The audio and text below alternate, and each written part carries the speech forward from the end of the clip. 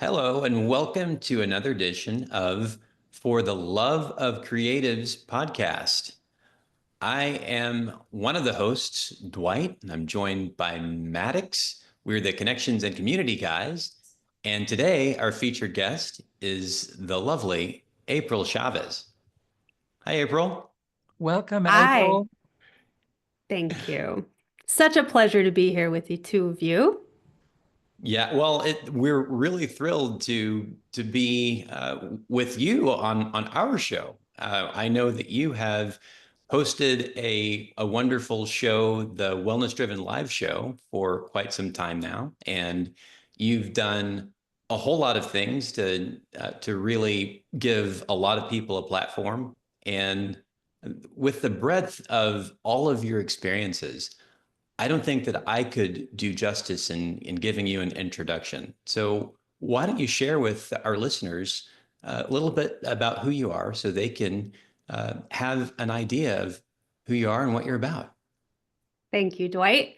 I stem from many hats background, and I have three daughters, so I've done the mom thing. I've been in the corporate career aspect. I've been in law enforcement career aspect.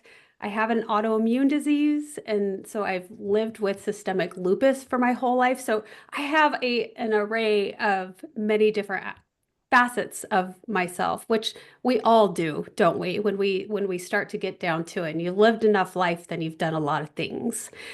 But right now in my current life, I'm the host of the Wellness Driven Life Show. I'm the CEO of Driven Living LLC, and that is really our big business, and it's the thing that we're so incredibly passionate about.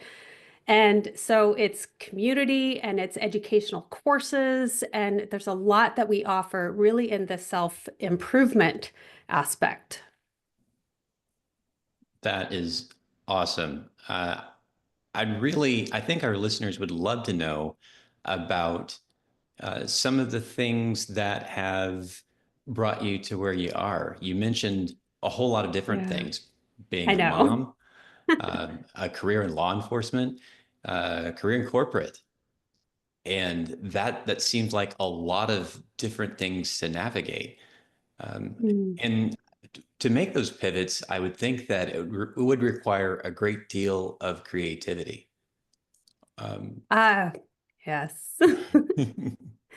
You definitely have to be, well, I think that we all kind of tap into creativity when we figure out different ways of doing things and navigating the course of our life, right?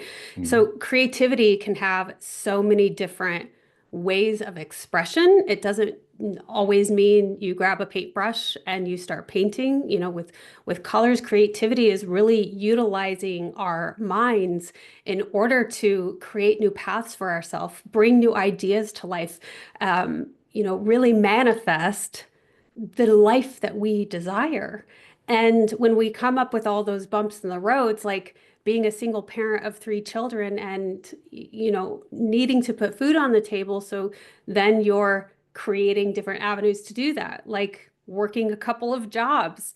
And so bringing in creativity with my past, I could go back as early as childhood, and that literally is crayon to paper, right? I absolutely loved it. I loved the colors. That was my outlet as a child. Singing was my outlet as a child, and so bringing that creative piece from our voice, and an expression into the world. And so I've really been able to bring creative pieces into my life on so many different levels. So that being said, that's kind of where we've gone. But do you have anything specific that you want me to go with that in the creative ways that I've brought into expression? You know, what I love about this is we've had many people on the podcast now, Yeah. and the vast majority of them have been artists or dancers or singers or architects or you name it. And I think you perhaps, unless memory fails me, you're one of the first ones that really has talked about, I mean, you're describing creative entrepreneurship. Mm, And I think this is very important and valuable because, we want everything we do to appeal to the full range of creatives, not yeah. just artists or people that make things, but people who dream up things, people who you do course creation, and I know you're working on community right now, and some of this is very Yeah. similar to what we do, and we haven't even really taken the time to talk about this, but you know, neither one of us necessarily make things. Now, I have painted in my life. I've done photography. There's been a lot of things that I've done that were in that artistic realm, but the vast majority of what we do right now is creative entrepreneurship. All of our creative juices are going towards, you know, how Mm. to make this contribution to humanity. And so I'm excited to have this conversation with you and hear more about that and what that looks like and how you're doing that. Oh, Maddox, excuse me, going into entrepreneurism is one of the best ways to tap into your creative state. And let's take the conversation as far as going into the health arena. And so health has always been at the forefront of my life because of having an autoimmune disease. And so when I went into law enforcement, we learned a lot about breath work, calming the body down during stressful situations. And I think most of us at some point in our life have had a point in our life where we've been very anxiety ridden and it's showing up in the body uh, by sweating, heart racing, not really being able to think clearly or having fearful thoughts of doom or what have you. So I was fortunate enough to start learning some of those techniques. And where I'm going with this is that when we start calming the body down, when you start learning about techniques like meditation, that is when we actually start going into a creative state because you cannot be creative unless the body is calm enough to do so. So when we tap into ourselves in that, um, that meditational state, and we are dreaming of different things, and we're calm enough to be like, okay, this is what I want, this is what I desire, then we really start moving into that. And that creative piece is what creates our realities. And our bodies start seeking out evidence of that the more and the more that we do that. And when you go into entrepreneurism, it's living out your passion. And you can't have a passion or be passionate about something, unless you're excited about it and you're creatively excited about it, right? So, stepping into entrepreneurism has been really exciting for me because I get to do what I want to bring forth to the world, what I am passionate about, what I believe in. And you're really putting yourself out there, but at the same time, you get to make it yours. And you don't have to listen to anybody else or be pigeonholed into something or be inside that box. You get to truly express what's within. That's This is incredible. This is really good. I would love for you to just back up for a minute and expand on, because of all our listeners are creatives, what specifically are things that you can call out that when we do these things, it diminishes our ability to create? It diminishes our ability to create when we do Yeah, what the things? things that we stifle our creativity with. Oh, Perhaps it's doom yeah. scrolling on social media, or I know you Mm. probably have you kind of touched on it. I just want to expand on it because I think this is Mm. huge. And who doesn't need to hear this if you're a Ah, creative? I think one of the biggest things that stifles creativity is doing the same thing day in and day out.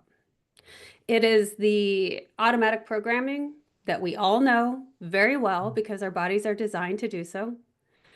And if we fall into that trap, that stifles creative creativity completely, right? If you're just being the automatic robot and you're getting up and you're brushing your teeth and you're going to the bathroom and you're taking a shower and you're eating your breakfast and you're drinking coffee and you're, going to work and driving in traffic, and you are not expanding upon the expression of you, you're not really utilizing life as you were put here to do. We were put here to express who we are inside, because we're all uniquely different. And isn't that one of the coolest things in the whole wide world, right? Just that, like, how different and unique we all are. And it's a beautiful thing, just like the spectrums of the colors of the rainbow, which we don't even, I mean, I don't even know, maybe you guys know more about, like, we can't see so much of those colors. There's just so much that we cannot see and that we do not know. But it's like that. We're so individual and so unique, and it brings life to this world. It brings joy to this world, and I want to live joyfully. Yes. And that's contagious. I think that the way that you go out and boldly live is an inspiration to any that have the good fortune of being in your presence. Now, is it scary? Yeah, if you're not used to it, absolutely. I mean, we all know that. It's very, very interesting when you start to observe humans and yourself. Of course, self-reflection is what we have to do continuously if we want to evolve and be something greater. We have to observe ourselves and make the tweaks and changes that we want. But when we start to observe other people, we really pick up and notice that we're all so similar, that we're all feeling very awkward in this human body, that we're like, don't really know what to do, how to act socially. And if you take your concentration off of yourself, which is difficult for most of us to do, and you really observe, you truly do see that we're all really trying to fit in some capacity. But the people who have really understood that they are joyfully expressing themselves, that you can, like, point them out right away, because they don't look awkward. They don't look, still. They're really just being themselves, and they feel and look like they feel comfortable in their own skin. That I sounds kind of feel like you're describing an innate need in humans to have a sense of belonging. That's what it sounds like you're describing to me. And when we Yeah, belong is when we yeah, start to move through easily and we don't look so awkward. yeah. I think it's funny, the chicken or the egg, right? And what I mean by that, in the sense of self acknowledgement, self work, and also engulfing ourselves with other people and in community.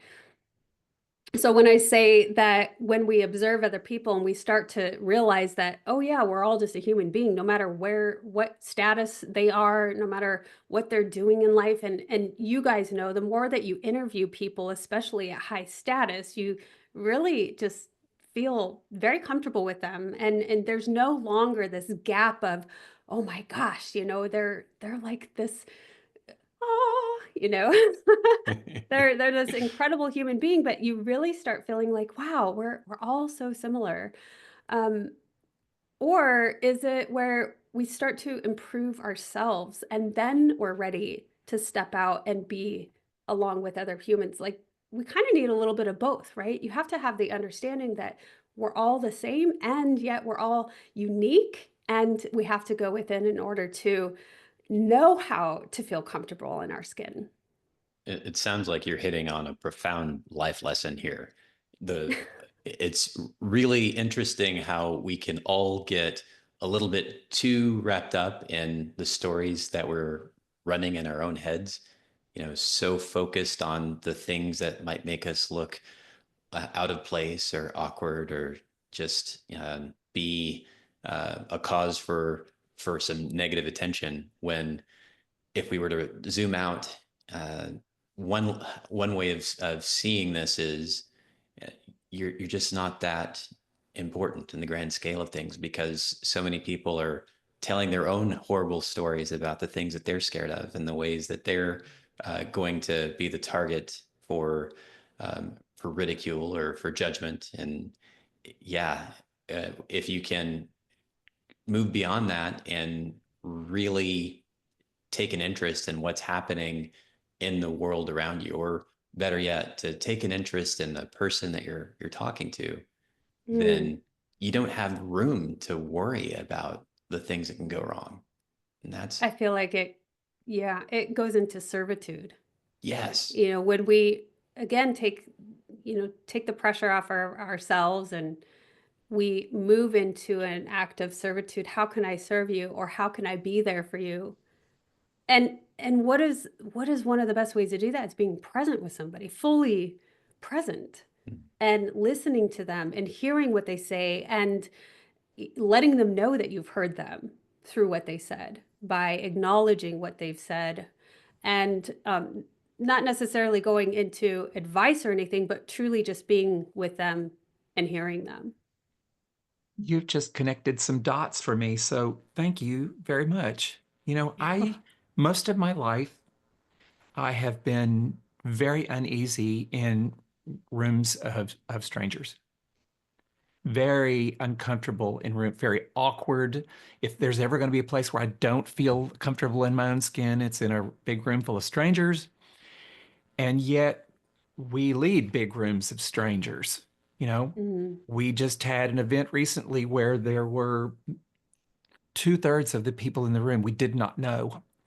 And I don't feel awkward or uncomfortable in my own skin, or none of that happens we are, when it's our event, when we're leading. And I don't think that I ever connect the dots until just this moment is what enables me to do that, is Is that you're in those serving. moments I am serving, because that's the way we Yeah. view it. We bring people together in service. You know, Yeah. it's our passion to bring people together, and we very much, when we think about community and leadership, it is a form of servitude. I don't ever look like, oh, look at me, I'm the big grand poobah. What is the old saying? That's it. It's more like, I'm here. Yes, yes. If you're a member of my community, I'm here to help you, to serve you. And I think that's what I now really fully get, that that's what enables me to be comfortable in my own skin and operate from that place of calm and sense of belonging. And so, wow, thank you very much. Yeah. Well, very much shifts it. And what I would invite to people like your past self, Maddox, is when you step into those rooms and you feel so uncomfortable, shift that perspective into, what do I get to learn from somebody here tonight? How do I get to make an impact on them potentially through the people or the resources, the connections that I may have? How may I support them? Like, maybe they just need one more follower on their YouTube channel, or they want somebody to engage on Instagram. Now, we all know that we're living in a day and age that social media is it's pretty vital for businesses, for entrepreneurs, business in general. I mean, every business has some sort of lead on social media. And so some of those things are really important for creatives, for entrepreneurs, for people in business, and so how can I help other people? And switching that perception will change everything for you when you walk into that room. I can see that. I can see that just walking in with, how can I serve anybody that I come across in this meeting? Yeah, Yeah. it's a great muscle to build, to deal with those halting uh, negative self conversations that we have, and putting that frame of servitude over them Yes. can totally shift it. Beautiful, beautiful, beautiful. April, I want to direct the conversation back and make it about you for a minute, okay? Since you're Okay. our featured guest, I would love to know when you're in the zone, when you're Mm. absolutely your most creative, what are you doing? I'm not hearing anything that my husband is saying to me. That's for darn sure. I just I am tuned out to whatever is around me and I am zoned in. And my excuse is, well, you know that we can't actually multitask, right? So don't talk to April and try to communicate with her when she's in the zone. Um, but it feels like that, it's just you're totally present with whatever it is that you're doing and you're concentrating on. And it flows like things systematically go. Time is stopped, time is gone. You look at the clock later on when you snap out of it, and it's like, how did 3 hours just go by? I don't even know. But physically, what are you doing when you're in that zone and you're creating and you're having that feeling that we get when we love it the most? What are you physically doing? Are you creating course material? Are you creating what are you doing? Oh, The thing that just mathematics. blows your skirt up the most. That is a that's a difficult one to answer because I am constantly creating. We create thumbnails for the show. We create titles, descriptions. So there's writing that comes into it. Uh, yeah, creating the courses and all of the content and the videos. But I really get excited with creating my thumbnails on our YouTube channel for our interviews with our guests. And I've done it completely different than a lot of people do. Most people, I would venture to say, are taking the headshots of the guests that they have. And I've had a lot of top guests. I don't use their headshot on the thumbnail. I create something entirely different where it's a picture, it's a photorealistic image of something that really brings me joy and something that I'm attracted to.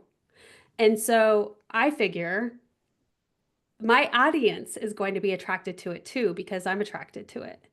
And so I've gone in a really different way with that, but it brings me a lot of joy when I create those things, create like this expression of what our discussion is about and how I can entertain our audience by grabbing them first with that thumbnail, that image that's really vibrant and really telling it speaks emotion.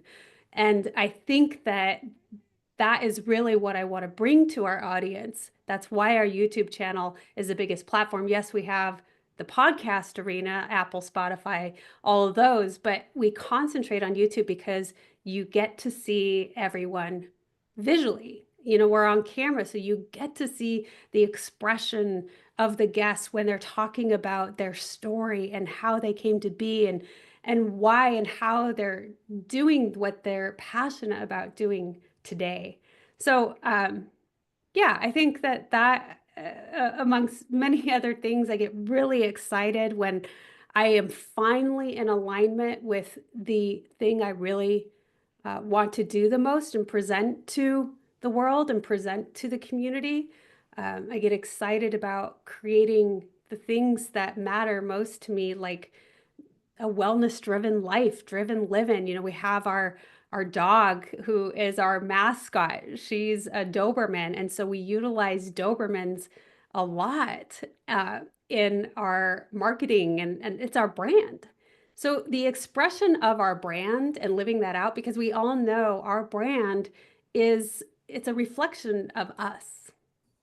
And so that's a long-winded way. I hope that answered your question. No, beautifully, beautifully. I love the detail. And as you speak, it's very obvious. As an empath, I can feel your passion and your enthusiasm. I can hear it in your voice and see it on your face, but I also can like viscerally feel it in my beingness. Yeah. Oh, thank you. I'd like to come back to a couple of things that you talked about before, or actually just kind of open the door to talk about some of the challenges that you faced. You mentioned that you had an autoimmune disease, and you also talked about being a single mother of three. Those are Uh, yeah, go ahead. on their own, those would be tough for anybody to deal with.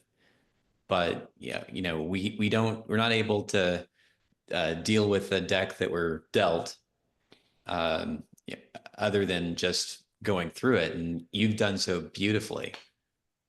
Um, what's that been like for you? Well, for starter, Dwight, I don't know many people who aren't doing extraordinary things in life without having gone through extraordinary difficulties. Hmm.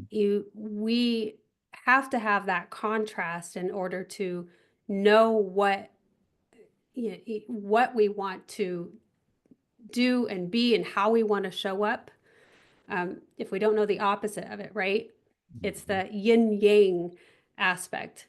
And so with the autoimmune disease, and I still have it, I still have markers, but I do really well with it. So I'm very blessed, but I've also done a lot of work. I continue to do my best to do the work that I feel helps manage it. And but I've had symptoms since birth, and I was diagnosed at 15. So being a child diagnosed with a disease or having a disease, uh, it was a really it was better luck for me to have that. I think that when we're diagnosed with things as adults, it's more difficult. We've already had a lot of life. We've already had a lot of issues, and sometimes life can wear us down so much that we create it into an end. It is this disastrous thing, and that is it, and we are done. But as a child doesn't think that way. They want to live and they want to express themselves naturally. And so I just wanted to be a normal kid. I didn't want the disease to define me. And so I went through life like that, where I was bound and determined to not be that. And so it really shows in my life moving forward, going into male dominant fields, always wanting to express myself as strong, healthy, capable, not weak, not diseased. Hmm. And so I think I was really in an advantage as a child. And then being a parent of three daughters, uh, you know, I did not want children. I was diagnosed at 15, sexually active. At 18, my doctor said, well, you can't have children. And I was like, well, what am I on this birth control for? So I got off of birth control and I became pregnant. And I was like, well, I guess I'll miscarry because I can't have kids. So that started the stage of motherhood for me. It was unexpected. It wasn't planned. It wasn't something that I had ventured out to do. Between all my high school friends, I was the one who was like, I'm never having kids. I had a whole plan to go to college and universities. I wanted to be a forensic entomologist and study the life cycle of bugs and, all that forensic piece of how it affects and time stamps the time of death on cadavers. Like I was so fascinated in that world. And then having the kids, that was going to take a lot of schooling. So I went into law enforcement because I figured, well, I could maybe go into investigative fields that way. And eventually, if I chose to, I could go to school and further that education. Um, so yeah, it's brought a lot of challenges, and especially the dynamics of being a woman in a male dominant field. I mean, that brought a whole new sort of harsh realities that I wasn't expecting. And so all of these things, they really like they can either really harden you and where you just become this hard person that doesn't want to, you get stagnated there. You don't want to expand or grow.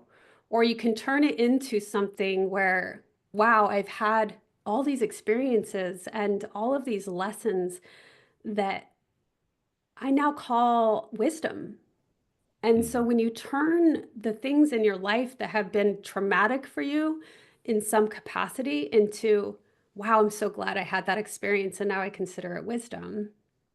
And now I get to present myself in the world and respond in the world in a different way because of that. It's a beautiful thing. And when you think of it that way, nothing in life is by mistake. It all led you to right here. I love that. Yes. That's incredible. It reminds me of some of the challenges I've had to overcome. I was a gay man in the military during Don't Ask, Don't Tell, Mm, and the final year of my enlistment was horrifying because I had to look forward to uh, a day filled of interrogation every day. I knew exactly what was going to happen. I'd be sitting in a room with a defense intelligence agent, and we would go through the same thing over and over. And uh, the experience was something that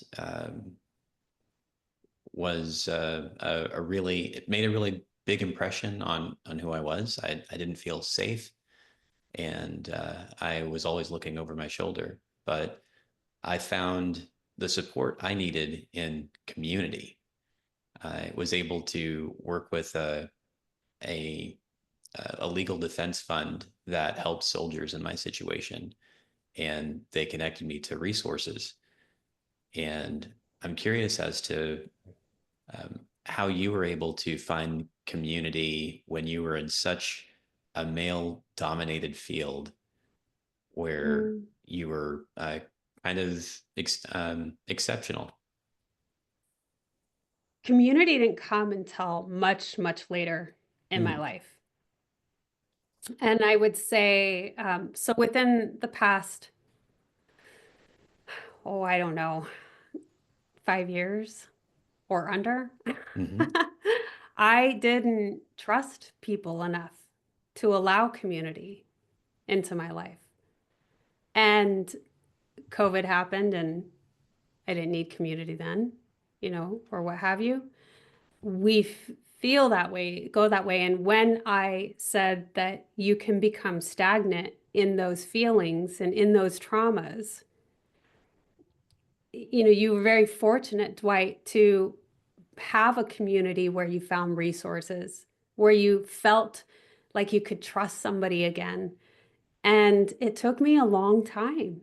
It took me time to start building my own community and, creating my business and start to learn that there are so many incredible, beautiful angels on this planet, that are there to support you and be there alongside you. And so, yeah, it didn't come until much later, sadly to say. But here we are. And I am so grateful for now having that, having community in my life, having people that are alongside me on this journey. And it's really beautiful. And, we've created community. Maddox, I want to go back a little bit because you said when you were younger, you were terrified to step into a room and be social. But now you lead social gatherings. And it's interesting that we create the things that we need the most. And I too have created communities. And so we bring that to our lives because our souls are desperate to have it. For probably the first half of my life, I felt very unseen. Once again, I came out as a gay man 45 years ago. It was at a time when, and I lived in a small town in Central Texas. It was a time when it wasn't socially acceptable, and so I did everything I could to be invisible. and until things started to change in the world where I could be myself. And so after half of a lifetime of being invisible and not being seen, now much of what I do is specifically to create space so people can be seen because I know how valuable and how important that is. Yeah. I kind of want to, I know that we can't change the past, but I want to ask a question. You came up the ranks, a single mother with 3 children, and that had to be incredibly challenging. You've stated that you really didn't have community at that time because there was just a lack of trust. How Not do only you that, think? but oh, go ahead. No, no. Well, go ahead. Say what you were going to say. I was living in survival mode. I was Yes. working 2 jobs. I didn't have time, quite literally, or I didn't create time, I should say, to have community. I was just in survival mode, go, go, go. And I know we can't change the past, but I'm asking this question because I know there are people out there that are going to hear this who are in the place that you were. Maybe it's different. Maybe it's not about being a single mother and having 3 children, but they're in a place where they are in survival for whatever reason. They're in survival mode and they don't Mm. have community. And so my question is, what do you think might have been different in your experience at that time in your life if you had had community? Oh, I think it would have been really important to me as a mother to be able to share experiences with having kids. And I felt like an outsider a lot of the times because it didn't seem like there was too many single moms. They always had a partner by their side or what have you, or maybe they were more financially secure. And so I allowed all of those things to really barricade myself away from other people. But the way that I describe bringing in, and I'll go ahead and utilize community for it, but I usually say we should always have 5 people surrounding us that we admire the most, that we strive to be like. We want to embody their beautiful aspects that they bring into the world, right? And I tell my listeners that is something it doesn't have to be somebody physical in person. It could be somebody that you admire from the past, a historical figure. It could be through books, it could be through nowadays podcasts, right? And people that you just really admire. And I feel that's at the time that is where I had my community. I listened to a lot of audiobooks. I continued to work on self-improvement. I just did it alone. I did it by myself. I did it without other people. So I listened to other people's stories um, via headphones instead of in person. You've just said something that really has made me think and reflect for a moment and had an aha moment in that you talked about the 5 people that we need to surround ourselves with, the people that you want to be like. And what I realized, I was thinking about the people that are in my closest of circles. And I think that we think sometimes we have this perception that those 5 people need to have all their shit together. They need to have they need to have their shit together. Otherwise, why would we want to be like them? But in that moment, I realized that every person that is in my closest of circles, in all of us, including me, at times are a hot fucking mess. Mm. And so I was thinking about a couple of my dearest friends. I was thinking about one friend in particular. We've been friends for a quarter of a century. And the thing about her that I absolutely love the most, the way that I want to be like her, as you were saying, is that she loves unconditionally. Mm. I I Yeah. I always feel loved unconditionally by her. And I always know that in my moments of need, she would absolutely be there for me. And that's what I love about her the most. Now, are there other areas of her life as there are my life and probably Dwight's life and perhaps your life that aren't all together and are messy? So I think that it's important for us to realize it doesn't have to be the full picture for us to love them and to bring them into our lives and to aspire to be like them. We're aspiring to be like an aspect of them. And that opens up Yeah. the door for a wider experience, I think. And this is a brand new awareness. I mean, this is fresh, hot off the press right here as we speak, because I've always thought about that, the five people closest people you become. And I'm looking at the five people that I'm closest to, and that's scaring me a little bit, because I'm looking at some of the messy aspects of their life. And I just realized that that's not the way it works, because there's nobody that's got all of their shit together. If they do, they're not human. Yeah. Right. Yeah, that absolutely goes back to, saying that not everybody is perfect, and you start to realize that when you see people or you're next to people of high status or whatever uh, place they've gotten to be in life, if they're human, they certainly have flaws. But the best thing about the people those five people is, yes, along with the flaws, they're always driven to be a better version of themselves. They're always continuing that evolution. I do. I do that have that in common with each of my close friends. As I do with Dwight, I tend to attract now, not always, but I attract now people who are working on themselves and wanting to be more and bring more to humanity. Yeah. Good call out, April. Good call Yeah. out. I'd like to call out another aspect that you mentioned in that, and how because of where you were in life, didn't you weren't able to hold physical space with some of these people that were driving you forward. And I think that's okay. I Mhm. think that it's a it's a good thing that we can learn lessons from people who may not even be with us anymore, and still be Mhm. able to in some way have a relationship with those who've uh, given us the gift of the hard lessons that they've learned through what they've recorded in books or in other media. Yeah.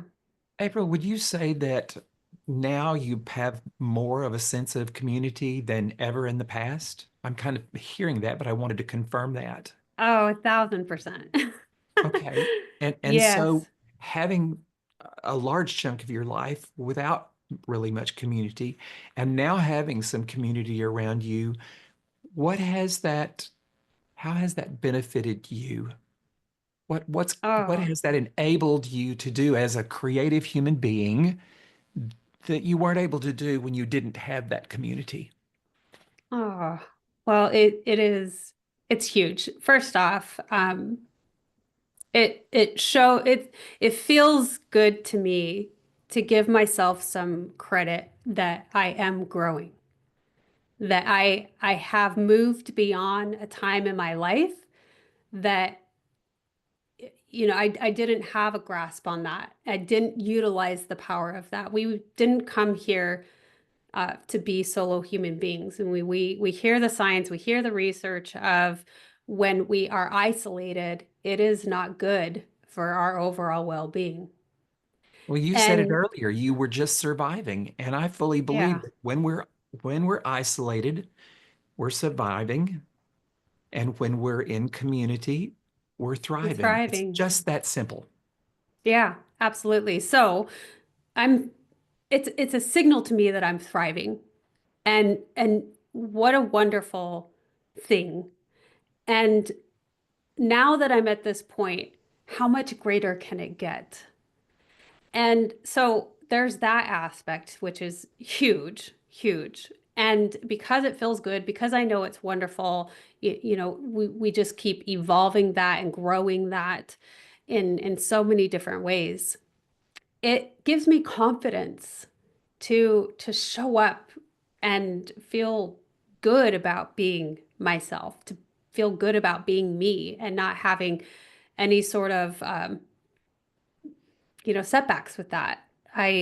So we talked about it before, and we're all just being human, and to be our expression of what's inside us is the greatest thing we can do. And it's really living life to the fullest. And so the confidence thing is key, and it gives me this piece of where I want to serve more. And I think that that is another huge, huge key of being human, is that we are here to serve others, to serve our fellow humans. And if you don't have community and you're isolated, it's impossible to serve, right? I mean, I guess you're serving yourself, but to be able to serve others, and then that reciprocity is a beautiful exchange, because we're energetic beings, and that is where there's a lot of magic that's created. Beautifully said. Uh, you mentioned there being a definite before and after, and I think that you put a pin in 5 years ago as being kind of your new origin point. So what was it like for you to lay that first brick that would become the powerhouse that would lead you to the Wellness Driven Live show and to build Driven Living? Oh, well, it was stepping out of um, working for other people. It was stepping out of the mundane everyday. And I had to start becoming creative to figure things out in order to survive, because I wasn't relying on a consistent paycheck and the consistent habits of daily life that were routine. And so I mean, that's really it. It was venturing out into the unknown and um, finding a way to do that creatively, passionately. And yeah, I hope that answers the question.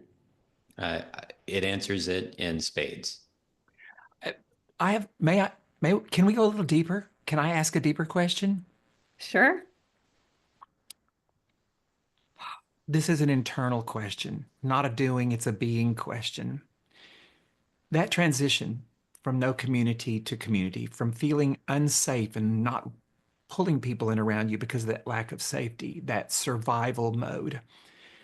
Sometimes we have limiting beliefs that we have to release, or other things that we need to let go of, or we need to see ourselves in a new light. We have to embrace something new.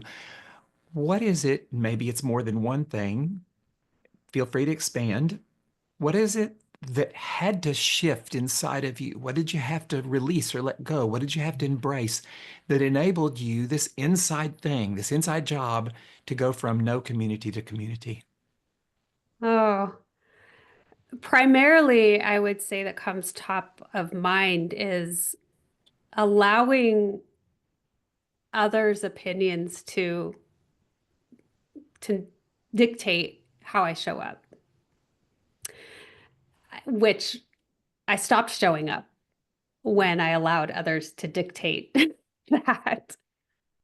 So basically the opinions of others. And, we hear it all the time, right? The four agreements, huge on that.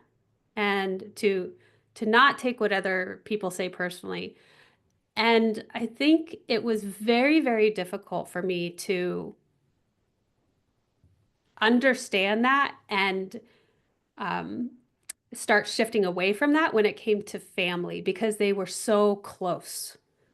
They were so close, and what they said and did mattered so much that there was nothing else that mattered outside of that. And it took me a long time to to shift outside of that and change that perspective.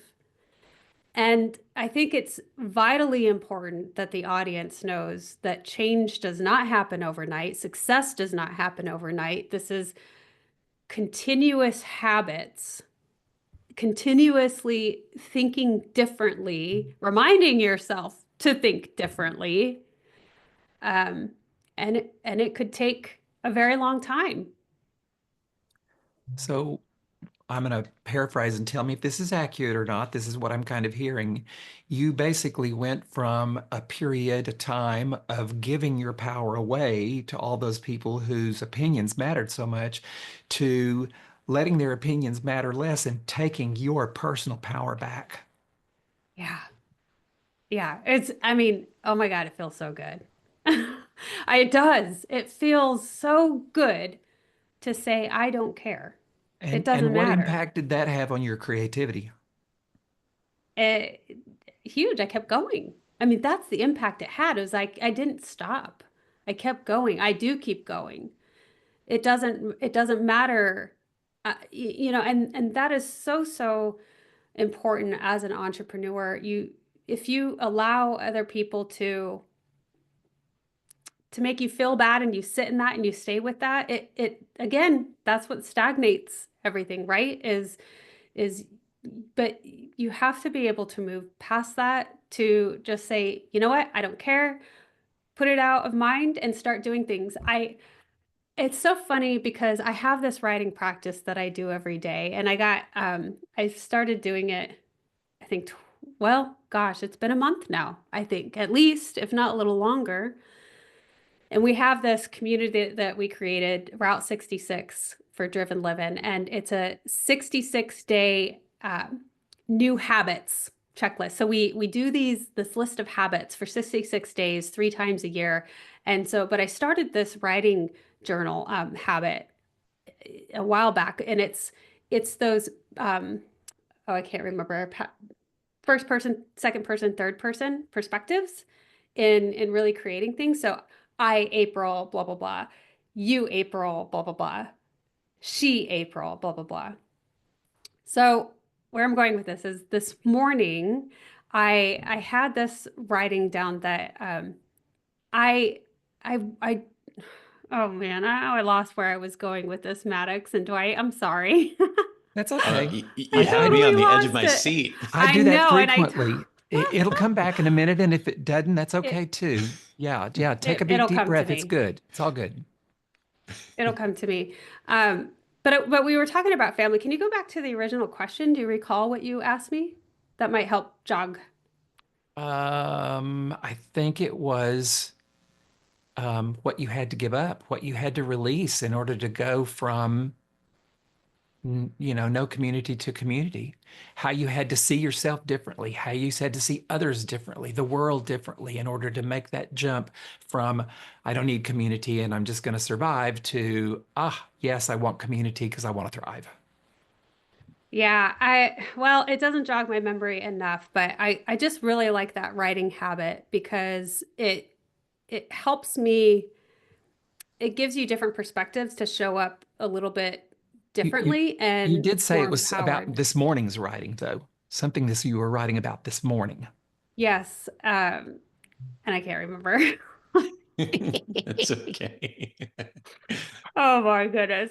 I'm gonna go downstairs and grab it maybe, but I won't. I won't do that. No. But I think just the overall point truly again is going back to not letting people stagnate you and just keep moving forward with what you're creating because you're gonna create so much incredible stuff. And you're doing the world such a disservice by not being you and not being your creative self and not showing up and shining your light. You joined the No Fucks to Give club. Yeah. Yeah. Yeah. You, It's know, it's we fun. saw a clip yesterday of the Super Bowl, and it was a clip up on the big screen of oh gosh, I'm drawing a blank. Dwight, Taylor Swift. Taylor Swift, yes. And people were booing her. Really? And yes, yes. And, she kind of looked around and saw this, and she looked at her girlfriend sitting next to her, and she smiled and she just shrugged it off. What's that? Shake It Off, that Yeah. song she Shake it did. off. And Taylor Swift is an incredible story just about this because she really talks about her past and not doing well in school, not being the popular kid, and look at her now. I mean, she's world renowned as an artist. And also an incredible philanthropist. She gives, Yeah, I mean, few people probably give the way she gives. I've just read things that have blown me yeah. away about how every place that she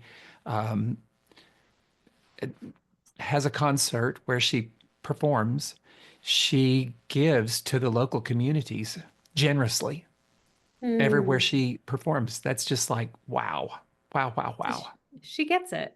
She gets Yeah, it. she gets it. And I think that that is where I was saying it feels so good when that finally clicks for you. Mhm. If that is something that is a challenge for you, which I do believe it's a challenge for most people. And Most, I agree. yes, I would Majority. say absolutely the majority of people. I mean, Taylor Swift wouldn't have a number one song Shake It Off, if it wasn't the majority of people, right? So because of that, when it finally clicks, and may it come back a little bit to haunt you, right? But now you know that feeling of what it feels like to truly be empowered and move forward and not even care and not give a thought to those negative pieces that And hold you back. that And when applies to you all have, creativity, don't you think? No matter what your creative choice is, yes. yes, When you don't care what people think about what you create, you will create fabulous. and you will shine so brightly. And Yeah. look at Taylor Swift now. I mean, can you imagine how her high school um, enemies, I don't know if I should say enemies, but the people who The really haters. were, yeah, the haters, the people who were abusive to her, what they think now and how they feel now. And it's maybe thinking twice about being a bully or what have you. Don't you never know what people are capable of. And I think that's really the overall essence of this show is that when you start shining your light and being your creative self, you're going to shine so bright. You're going to blow the world away as long, and blow yourself away. And it's really that truly is the next step of evolution for us And is you're to going to getting to that. attract, just the right Yeah. people to you. When we let go of caring what others think and just be ourselves, all of a sudden the most amazing people are showing up all around us. I have lived this. When I dropped the social mask and started to just be Maddox, it changed my life in ways that I could have never even dreamed. And the people that are Yeah. drawn to me now are like, oh my God, just amazing human beings that I thoroughly enjoy being in their life and having them in my life. I'd like to reflect back to where the thought derailed the track.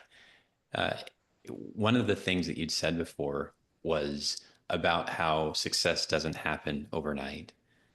And I think the opposite side of that coin was something else that you spoke to, and that is there is an inertia, a comfort with doing the same thing every day, all the time, following the patterns.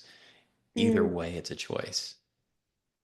Yeah. So that brings me back to now I remember where I was getting to with the writing habits is that um, we're always working on it. It because success doesn't come overnight, where it's a continuous routine, continuous habit. So uh, it's interesting, right? It's like this contradictory piece of you can't be doing the same thing day in and day out, but then again, it's a choice of what you do because we do like routine as human beings. So what routine are you going to create that's in benefit, that is expanding yourself?